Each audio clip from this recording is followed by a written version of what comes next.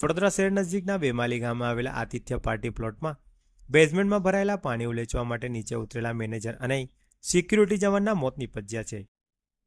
પ્રાથમિક દ્રષ્ટિએ બંનેના મોત કરંટ લાગવાથી થયા હોવાનું અનુમાન સેવામાં આવી રહ્યું છે। મંજુસર પોલીસે બંનેના મૃતદેહનું પીએમ કરાવવા માટેની કાર્યવાહી હાથ ધરી છે। વડોદરા શહેરના વેમાલી ગામે આવેલા આતિથ્ય પાર્ટી પ્લોટમાં વિશ્વામિત્રી નદીના પૂરના પાણી ભરાઈ ગયા હતા। પાણી બેઝમેન્ટમાંથી બહાર કાઢવા માટે તંત્રની મદદ 2 દિવસથી માંગવામાં આવી રહી હતી, પરંતુ તંત્ર અન્ય કામમાં વ્યસ્ત હોય ત્યાં પહોંચ્યું ન હતું।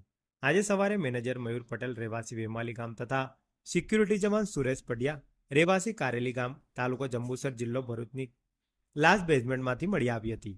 બનાવને પગલે લોકોના ટોળે જામ્યા હતા। પ્રાથમિક દ્રષ્ટિએ મળેલી માહિતી મુજબ મેનેજર અને સિક્યુરિટી જવાન પાણી ઉલેચવા માટે અંદર ઉતર્યા હતા અને તે દરમિયાન કરંટ લાગવાથી તેમના મોત થયાનું અનુમાન છે। જોકે મોતનું ચોક્કસ કારણ પીએમ રિપોર્ટ આવ્યા પછી જાણવા મળશે। મંજુસર પોલીસ સ્ટેશનના પીઆઈ બીએમ ટાકે વધુમાં જણાવ્યું હતું કે બંનેના મૃતદેહ પીએમ માટે સયાજી હોસ્પિટલમાં મોકલી આપવાની તજવીજ હાથ ધરવામાં આવી છે।